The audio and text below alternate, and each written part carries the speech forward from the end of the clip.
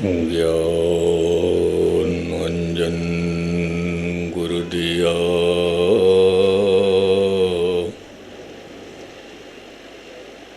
अज्ञान अंधेर विनाश।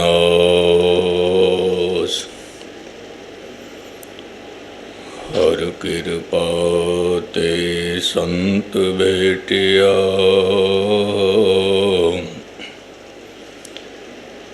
नानक मन प्रगाश।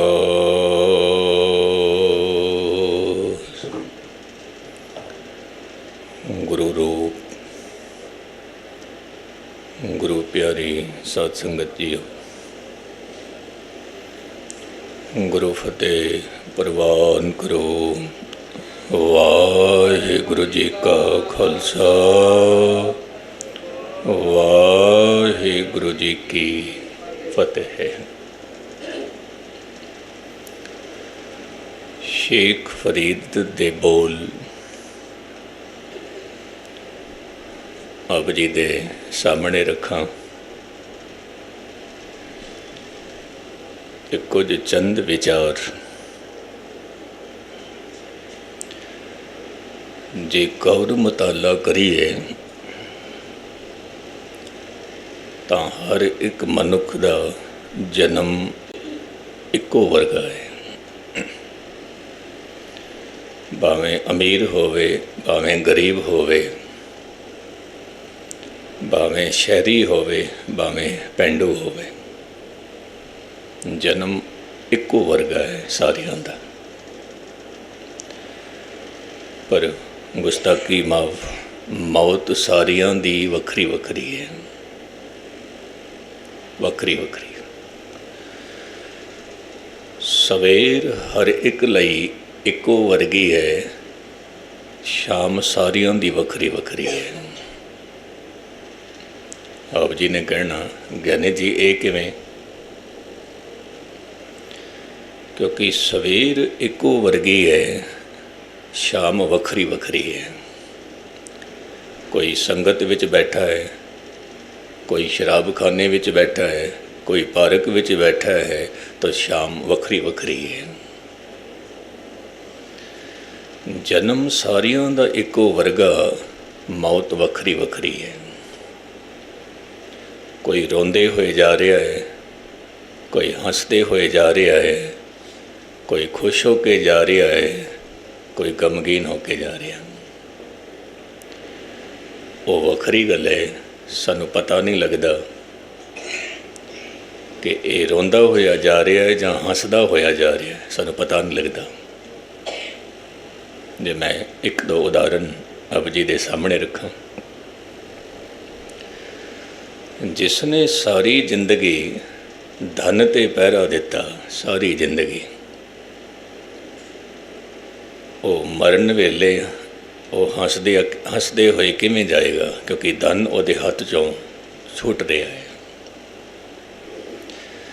जिसने सारी जिंदगी वो रुतबे नूं पकड़ के रखिया, मौत वेले वो किमें हंसेगा? क्योंकि रुतबा उहदे हथ चों निकलदा जा रहा है, छुटता जा रहा है।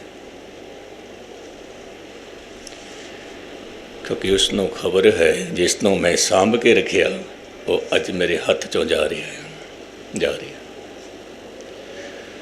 और एक संत दी मौत है, फकीर दी मौत है।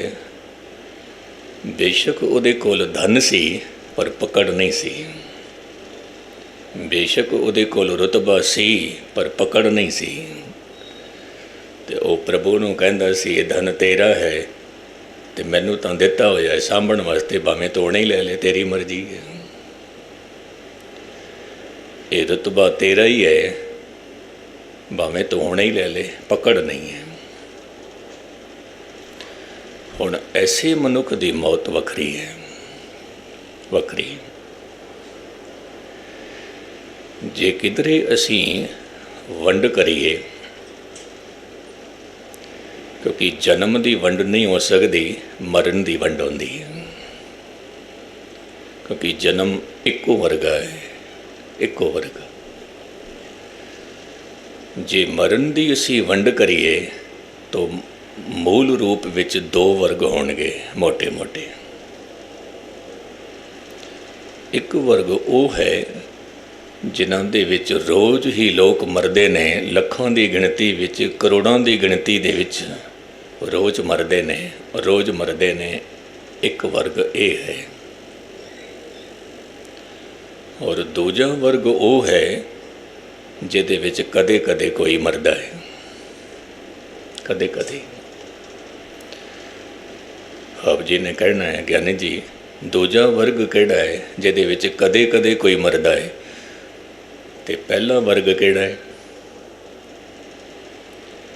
ਪਹਿਲੇ ਵਰਗ ਦੇ ਵਿੱਚ ਅਸੀਂ ਸਾਰੇ ਦੇ ਸਾਰੇ ਸੰਸਾਰੀ ਆਉਂਦੇ ਹਾਂ, ਔਰ ਦੂਜੇ ਵਰਗ ਦੇ ਵਿੱਚ ਸੰਨਿਆਸੀ ਆਉਂਦੇ ਨੇ, ਸਾਧੂ ਆਉਂਦੇ ਨੇ, ਦਰਵੇਸ਼ ਆਉਂਦੇ ਨੇ। ਇਹ ਦੂਜਾ ਵਰਗ ਹੈ। ਇਸ ਦੂਜੇ ਵਰਗ ਦੇ ਵਿੱਚ ਕਦੇ ਕਦੇ ਕੋਈ ਮਰਦਾ ਹੈ। ਹੁਣ ਜਦੋਂ ਦੂਜੇ ਵਰਗ ਵਿੱਚ ਕਿਸੇ ਦੀ ਮੌਤ ਹੋਈ ਅਤੇ ਮੌਤ ਹੋਣ ਦੇ ਨਾਲ ਹੀ ਉਸ ਨੂੰ ਇੱਕ ਮਹਾਜੀਵਨ ਮਿਲ ਗਿਆ। ਭਾਵ ਉਹ ਨਿਰੰਕਾਰ ਵਿੱਚ ਲੀਨ ਹੋ ਗਿਆ, ਮਹਾਜੀਵਨ। ਔਰ ਸੰਸਾਰੀ ਮਨੁੱਖ ਨੇ ਜਦੋਂ ਸਰੀਰ ਛੱਡਿਆ, ਜੋ ਮਹਾਜੀਵਨ ਮਿਲਣਾ ਚਾਹੀਦਾ ਸੀ ਨਹੀਂ ਮਿਲਿਆ, ਨਹੀਂ ਮਿਲਿਆ। ਹੁਣ ਜਦੋਂ ਉਸ ਨੂੰ ਮਹਾਜੀਵਨ ਨਹੀਂ ਮਿਲਿਆ, ਫਿਰ ਉਹਦੀ ਹਾਲਤ ਕਿਸ ਤਰ੍ਹਾਂ ਦੀ ਹੋਏਗੀ, ਦਸ਼ਾ ਕਿਸ ਤਰ੍ਹਾਂ ਦੀ ਹੋਏਗੀ? ਜਿਵੇਂ ਗੁਸਤਾਖੀ ਮਾਫ, ਇਹ ਸਰੀਰ ਸਾਡੇ ਤੋਂ ਖੋਹ ਲਿਆ ਜਾਏਗਾ ਔਰ ਦੂਜਾ ਸਰੀਰ ਹਾਲੇ ਮਿਲਿਆ ਨਹੀਂ ਹੈ, ਹਾਲਤ ਕੀ ਹੋਏਗੀ? ਇੱਕ ਮਕਾਨ ਖਾਲੀ ਕਰ ਦਿੱਤਾ ਕਿਰਾਏ ਦਾ, ਦੂਜਾ ਹਾਲੇ ਮਿਲਿਆ ਨਹੀਂ ਹੈ। ਭਾਂਡੇ ਬਰਤਨ ਕਿੱਥੇ ਕਿੱਥੇ ਲੈ ਕੇ ਤੁਰੀ ਫਿਰੋਗੇ, ਕਿੱਥੇ ਕਿੱਥੇ? ਛੋਟੇ ਛੋਟੇ ਬੱਚੇ ਹੋਣਗੇ, ਕਿੱਥੇ ਜਾਓਗੇ? ਤਾਂ ਜਿਹੜੇ ਨਾਮੀ ਪੁਰਸ਼ ਹੁੰਦੇ ਨੇ ਉਹ ਕੀ ਕਰਦੇ ਨੇ? ਇਹ ਮਕਾਨ, ਇਹ ਸਰੀਰ ਰੂਪੀ ਮਕਾਨ ਇਹ ਕਿਰਾਏ ਦਾ ਹੈ, ਅਤੇ ਉਹਨਾਂ ਨੂੰ ਇਹ ਖਬਰ ਹੈ ਕਿ ਇਹ ਛੱਡਣਾ ਪਏਗਾ, ਪਰ ਛੱਡਣ ਤੋਂ ਪਹਿਲਾਂ ਪਹਿਲਾਂ ਆਪਣਾ ਘਰ ਬਣਾ ਲਈਏ। ਆਪਣਾ ਘਰ ਕਿੱਥੇ ਬਣਾਓਗੇ ਆਪਣਾ ਘਰ? ਤਾਂ ਧੰਨ ਗੁਰੂ ਗ੍ਰੰਥ ਸਾਹਿਬ ਮਹਾਰਾਜ ਦੇ ਬੋਲ ਹਨ, ਡੱਡਾ ਡੇਰਾ ਇਹ ਨਹੀਂ। ਜੋ ਆਪ ਜੀ ਦਾ ਮਕਾਨ ਹੈ, ਕਿਸੇ ਦਾ 100 ਗਜ ਦਾ, ਕਿਸੇ ਦਾ 500 ਗਜ ਦਾ, ਕਿਸੇ ਦਾ 1000 ਗਜ ਦਾ, ਸਾਹਿਬ ਕਹਿੰਦੇ ਨੇ ਇਹ ਡੇਰਾ ਨਹੀਂ ਹੈ ਤੁਹਾਡਾ, ਇਹ ਮੁਸਾਫਿਰ ਖਾਨਾ ਹੈ। ਡੱਡਾ ਡੇਰਾ ਇਹ ਨਹੀਂ, ਜਹ ਡੇਰਾ ਤਹ ਜਾਨ, ਉਹਾਂ ਡੇਰਾ ਕਾ ਸੰਜਮੋ, ਗੁਰ ਕੈ ਸ਼ਬਦ ਪਛਾਨ। ਜੋ ਅਸਲੀ ਡੇਰਾ ਬਣਾਉਣਾ ਹੈ, ਘਰ ਬਣਾਉਣਾ ਹੈ, ਉਹ ਗੁਰੂ ਸ਼ਬਦ ਨਾਲ ਬਣਾ, ਗੁਰੂ ਸ਼ਬਦ ਨਾਲ। ਹੁਣ ਆਪ ਜੀ ਨੂੰ ਮੈਂ ਅਰਜ਼ ਕਰਾਂ, ਜਦੋਂ ਸਾਡੇ ਹੱਥ ਵਿੱਚ ਬੀਜ ਹੋਵੇ ਅਤੇ ਆਪ ਜੀ ਨੂੰ ਕਹਿ ਦਈਏ ਇਸ ਬੀਜ ਤੋਂ ਆਪ ਜੀ ਨੇ ਇੱਕ ਪੌਦਾ ਤਿਆਰ ਕਰਨਾ ਹੈ, ਉਹਦੇ ਵਿੱਚ ਫੁੱਲ ਲੱਗਣਗੇ, ਉਹਦੇ ਵਿੱਚ ਫਲ ਲੱਗਣਗੇ। ਆਪ ਜੀ ਫਿਰ ਕੀ ਕਰੋਗੇ? ਬੀਜ ਆਪ ਜੀ ਦੇ ਹੱਥ ਵਿੱਚ ਹੈ, ਆਪ ਜੀ ਨੇ ਸਭ ਤੋਂ ਪਹਿਲਾਂ ਕੀ ਕਰਨਾ ਹੈ? ਜਾਂਦੇ ਸਾਰੇ ਹੀ ਬੀਜ ਨਹੀਂ ਦੇਣਾ। ਆਪ ਜੀ ਨੇ ਧਰਤੀ ਨੂੰ ਸਾਧਣਾ ਹੈ, ਧਰਤੀ ਨੂੰ ਉਪਜਾਊ ਬਣਾਉਣਾ ਹੈ, ਫਿਰ ਉਹਦੇ ਵਿੱਚ ਬੀਜ ਬੀਜਣਾ ਹੈ। ਹੁਣ ਜੇ ਕਿਧਰੇ ਮੈਂ ਆਪ ਜੀ ਨੂੰ ਕਹਿ ਦੇਵਾਂ ਧਰਤੀ ਨੂੰ ਸਾਧਣ ਦੀ ਕੀ ਲੋੜ ਹੈ, ਬੀਜ ਸੁੱਟ ਕੇ ਆ ਜਾਓ, ਲੋੜ ਕੀ ਹੈ? ਆਪ ਜੀ ਨੇ ਕਹਿਣਾ ਗਿਆਨੀ ਜੀ ਬੀਜ ਅੰਕੁਰਿਤ ਨਹੀਂ ਹੋਏਗਾ, ਜੇ ਸੁੱਟ ਕੇ ਹੀ ਆ ਗਏ ਬੀਜ ਅੰਕੁਰਿਤ ਨਹੀਂ ਹੋਏਗਾ। ਧਰਤੀ ਉਪਜਾਊ ਚਾਹੀਦੀ ਹੈ, ਬੀਜ ਤਾਂ ਅੰਕੁਰਿਤ ਹੋਵੇਗਾ। ਹੁਣ ਜੇ ਕਿਧਰੇ ਮੈਂ ਦੂਜੀ ਤਰਫ ਗੱਲ ਕਰਾਂ, ਨਾਮ ਰੂਪੀ ਬੀਜ ਆਪ ਜੀ ਰੋਜ਼ ਬੀਜਦੇ ਹੋ, ਪਰ ਉਗਦਾ ਕਿਉਂ ਨਹੀਂ ਹੈ? ਅੰਕੁਰਿਤ ਕਿਉਂ ਨਹੀਂ ਹੋਇਆ? ਕਿਉਂਕਿ ਧਰਤੀ ਉਪਜਾਊ ਨਹੀਂ ਹੈ, ਉਪਜਾਊ ਨਹੀਂ ਹੈ। ਧਰਤੀ ਦੇ ਵਿੱਚ ਘਾਸ ਫੂਸ ਬਹੁਤ ਹੈ, ਖਰਪਤਵਾਰ ਬਹੁਤ ਹੈ, ਜੰਗਲੀ ਬੂਟੀਆਂ ਬਹੁਤ ਹਨ, ਅਤੇ ਸਾਰੀ ਦੀ ਸਾਰੀ ਊਰਜਾ ਉਹ ਖਿੱਚ ਲੈਂਦੇ ਨੇ, ਬੀਜ ਅੰਕੁਰਿਤ ਕਿਵੇਂ ਹੋਏਗਾ? ਇਹ ਆਪ ਜੀ ਖੁਦ ਹੀ ਫੈਸਲਾ ਕਰਨਾ। ਇਹ ਨਾ ਕਹਿਣਾ ਗਿਆਨੀ ਜੀ ਜੋ ਕਹਿ ਰਹੇ ਨੇ 100% ਦੀ ਗੱਲ ਠੀਕ ਹੈ, ਨਹੀਂ। ਜਿਹੜੀ ਗੱਲ ਹੋ ਰਹੀ ਹੈ, ਚੱਲ ਰਹੀ ਹੈ, ਆਪਣੀ ਕਸੌਟੀ 'ਤੇ ਵੀ ਕੱਸਣਾ ਗੱਲ ਠੀਕ ਹੈ ਜਾਂ ਗਲਤ ਹੈ। ਜੇ ਆਪ ਜੀ ਦਾ ਮਨ ਕਹਿੰਦਾ ਗੱਲ ਗਲਤ ਹੈ, ਨਾ ਕਬੂਲਣਾ। ਜੇ ਧਰਤੀ ਉਪਜਾਊ ਨਹੀਂ ਹੈ, ਬੀਜ ਅੰਕੁਰਿਤ ਨਹੀਂ ਹੋਏਗਾ। ਜੇ ਹਿਰਦਾ ਉਪਜਾਊ ਨਹੀਂ ਹੈ, ਨਾਮ ਅੰਕੁਰਿਤ ਨਹੀਂ ਹੋਏਗਾ, ਭਾਵੇਂ ਸਾਰਾ ਜੀਵਨ ਲੰਘ ਜਾਏ। ਸਾਰਾ ਜੀਵਨ ਰੋਜ਼ ਸਿਮਰਨ ਕਰਦੇ ਰਹੋ, ਰੋਜ਼ ਪਾਠ ਕਰਦੇ ਰਹੋ, ਪਰ ਧਰਤੀ ਉਪਜਾਊ ਨਹੀਂ ਬਣਾਈ ਆਪ ਜੀ ਨੇ। ਹੁਣ ਜੇ ਧਰਤੀ ਉਪਜਾਊ ਬਣਾ ਲਈ, ਪਰ ਆਪ ਜੀ ਨੇ ਬੀਜ ਨਹੀਂ ਬੀਜਿਆ, ਤਾਂ ਵੀ ਗੱਲ ਨਹੀਂ ਬਣੇਗੀ। ਕਿਉਂਕਿ ਕਈ ਦਫਾ ਲੋਕ ਕਹਿ ਦਿੰਦੇ ਨੇ ਗਿਆਨੀ ਜੀ ਕਰਮ ਹੀ ਤਾਂ ਚੰਗੇ ਕਰਨੇ ਨੇ, ਚੰਗੇ ਕਰਮ ਕਰੀ ਜਾ ਰਹੇ ਹਾਂ, ਮਿੱਠੇ ਬੋਲੀ ਤਾਂ ਬੋਲਣੇ ਨੇ, ਬੋਲੀ ਜਾ ਰਹੇ ਹਾਂ। ਨਾਮ ਬੀਜ ਹੈ, ਬੀਜ ਨਹੀਂ ਬੀਜਿਆ। ਜੈਸੇ ਧਰਤੀ ਬਹੁ ਬਿਧ ਸਾਧੇ, ਬਿਨ ਬੀਜੈ ਨਹੀਂ ਜਾਮੇ, ਬੀਜਿਆ ਹੀ ਨਹੀਂ ਹੈ। ਹੁਣ ਅੰਕੁਰਿਤ ਕੀ ਹੋਏਗਾ? ਮੈਂ ਇੱਕ ਛੋਟੀ ਜਿਹੀ ਗਾਥਾ ਪੜ੍ਹ ਰਿਹਾ ਸੀ, ਮੈਨੂੰ ਬਹੁਤ ਚੰਗੀ ਲੱਗੀ, ਆਪ ਜੀ ਦੇ ਸਾਹਮਣੇ ਰੱਖਾਂ, ਫਿਰ ਮੂਲ ਪੰਕਤੀ 'ਤੇ ਆਨਾ। ਇੱਕ ਚਰਚ ਦੇ ਵਿੱਚ ਪਾਦਰੀ ਕਹਿੰਦਾ ਹੈ ਕਿ ਮੈਂ ਕਥਾ ਸ਼ੁਰੂ ਕਰਾਂ। ਕਥਾਵਾਚਕ ਨਵਾਂ ਸੀ, ਪਰ ਉਹਦੇ ਕੋਲ ਭਗਤੀ ਸੀ। ਨਵੇਂ ਤੋਂ ਮੁਰਾਦ ਪਹਿਲੀ ਦਫਾ ਆਇਆ ਸੀ ਚਰਚ ਵਿੱਚ ਕਥਾ ਕਰਨ। ਹੋਰ ਪਾਸੇ ਤਾਂ ਬਹੁਤ ਕਰਦਾ ਸੀ ਕਥਾ, ਬਾਕੀ ਚਰਚ ਵਿੱਚ, ਜਿਵੇਂ ਗੁਰਦੁਆਰੇ ਵਿੱਚ ਬਹੁਤ ਕਥਾਵਾਚਕ ਜਾਂਦੇ ਨੇ, ਪਰ ਇਸ ਥਾਂ 'ਤੇ ਕੋਈ ਨਵਾਂ ਕਥਾਵਾਚਕ ਆ ਜਾਵੇ, ਉਹਦਾ ਆਪਣਾ ਢੰਗ ਹੋਏਗਾ ਗੱਲ ਕਰਨ ਦਾ। ਉਹ ਪਾਦਰੀ ਕਹਿੰਦਾ ਹੈ ਮੈਂ ਕਥਾ ਸ਼ੁਰੂ ਕਰਾਂ, ਇੱਕ ਮੈਂ ਸਵਾਲ ਪੁੱਛਣਾ ਪਹਿਲਾਂ। ਹਾਂ ਜੀ, ਪੁੱਛੋ। ਪਹਿਲਾਂ ਇਹ ਦੱਸੋ ਕਥਾ ਕਿਹਦੀ ਕਰਨੀ ਹੈ? ਗੋਡ ਦੀ, ਅੱਲਾ ਦੀ, ਵਾਹਿਗੁਰੂ ਦੀ, ਰਾਮ ਦੀ? हाँ जी,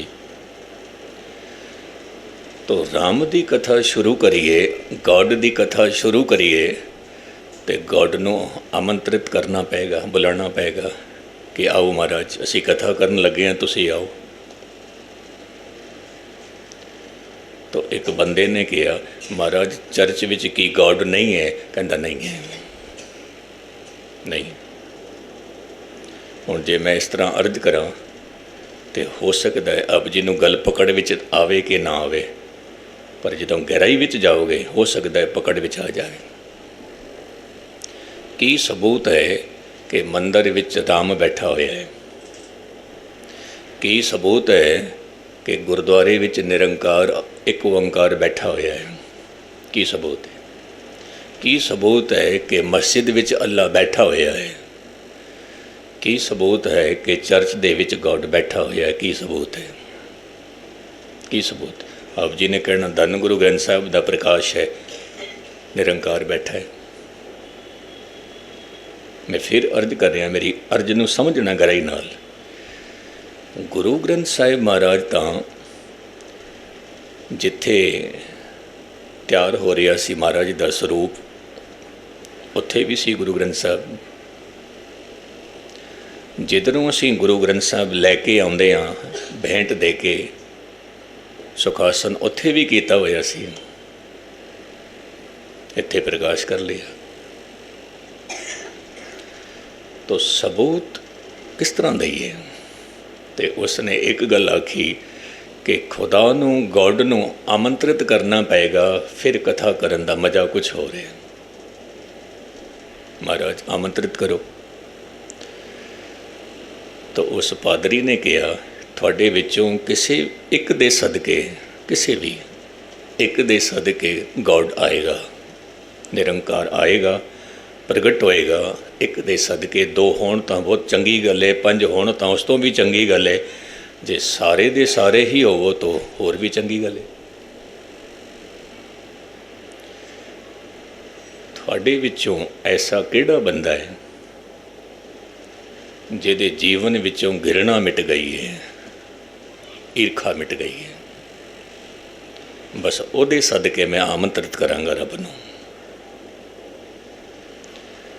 पर बोलना सच, झूठ ना बोलना।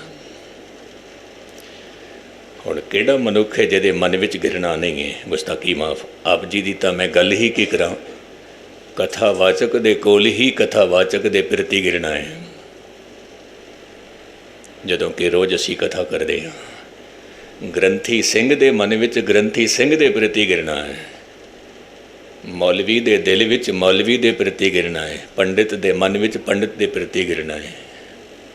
जदों असीं खुद ही भरे होए हां घृणा नाल, आप जी नूं असीं की समझावांगे? किते ना किते घृणा जरूर होएगी। मित्रां दे प्रति, पड़ोसी दे प्रति, रिश्तेदारां दे प्रति किते ना किते थोड़ी बहुत जरूर होएगी। गुस्ताखी माफ़।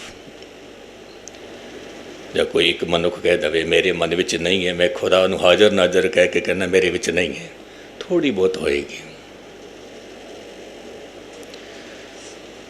सारे दे सारे खामोश बैठे सी। हुण की करिए? खुदा दा घर है, जिथे गुनाह बख्शाण वास्ते आए हां, ते घट तो घट गुनाह जे बख्शे ना जाण तां एक गुनाह घट तो घट होर तो ना करिए कि झूठ बोलीए। इत्थे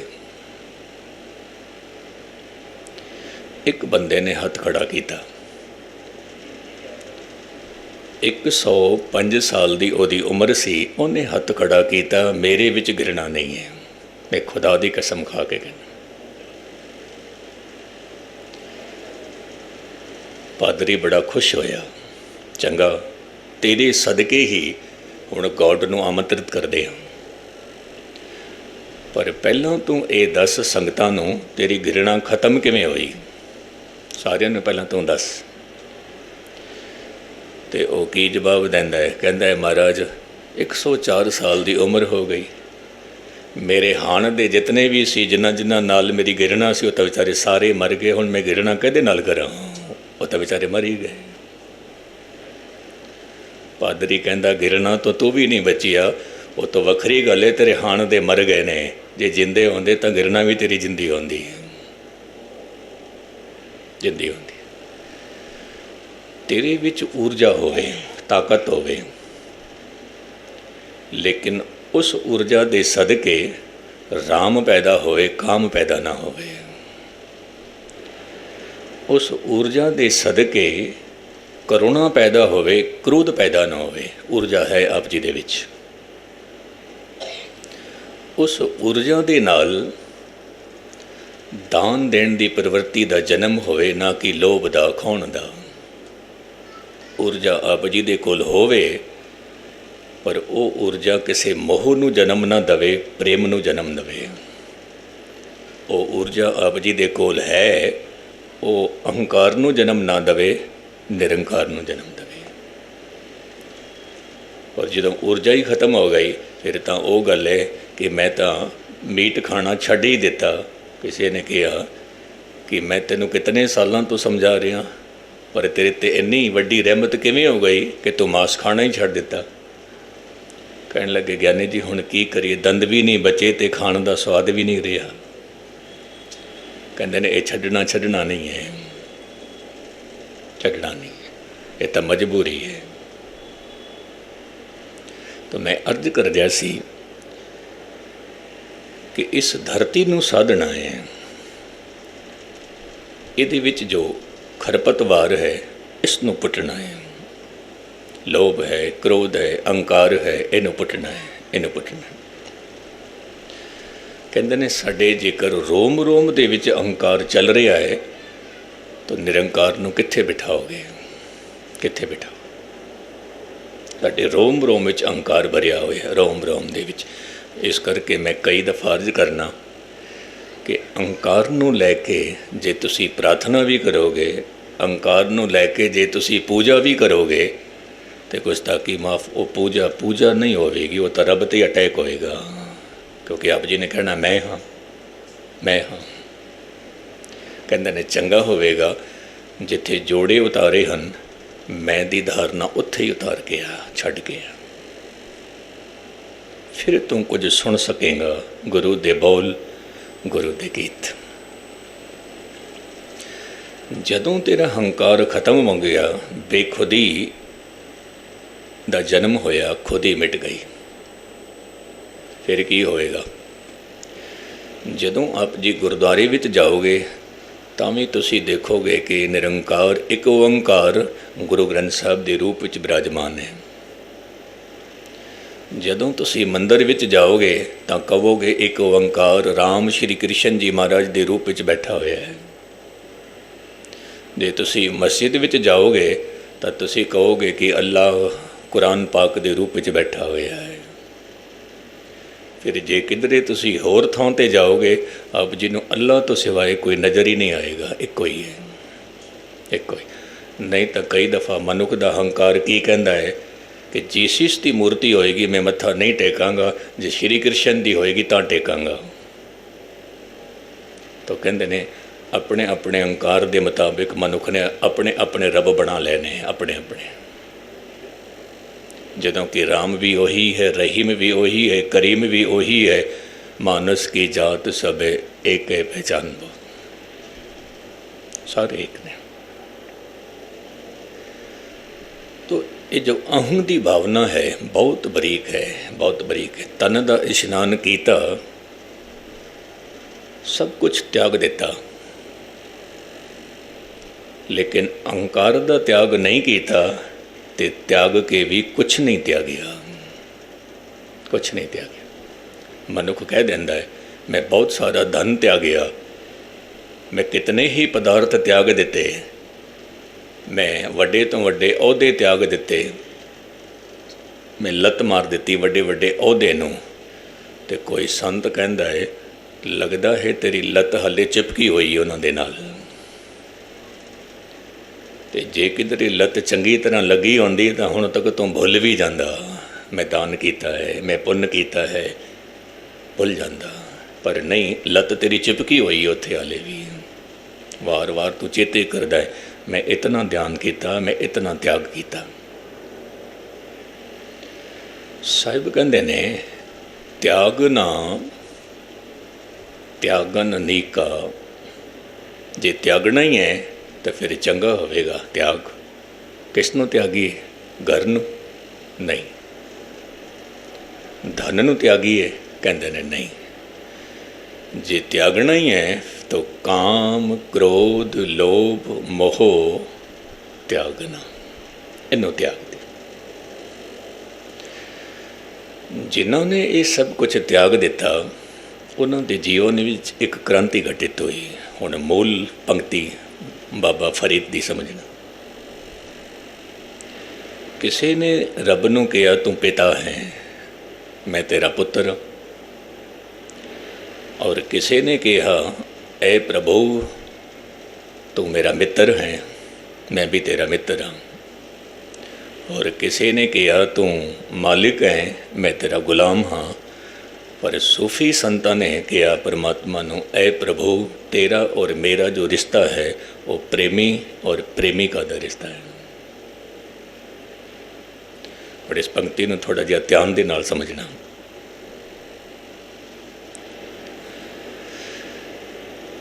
क्योंकि प्रेमी ते प्रेमिका तो अक्सर प्रेमी ही चक्कर कटदा है प्रेमिका दे घर दे आले दुआले, प्रेमिका नहीं जाती, प्रेमी ही कटदा है। ते बाबा फरीद की कहंदे ने ऐ खुदा ऐ प्रभु मेरी जो रूह है ये तेरी प्रेमिका है, और इस रूह का प्रेमी तू है। हुण देखना चक्कर तेनों कटना पेगा, तेनों कटना पे।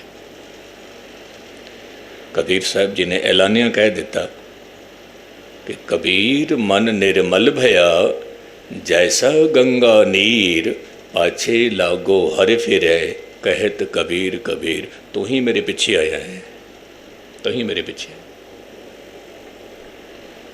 कितनी बड़ी गल है। इसमें भी क्या लुत्फ कि हम परमात्मा को खोजने जाएं। ऐसा भी कोई सूत्र है कि परमात्मा हमें खोजता चला है, हमें खोजता चला है। खोजदा है परमात्मा, पर कद जदों मन निर्मल हो जाए, ਮਨ ਨਿਰਮਲ ਹੋ ਜਾਏ।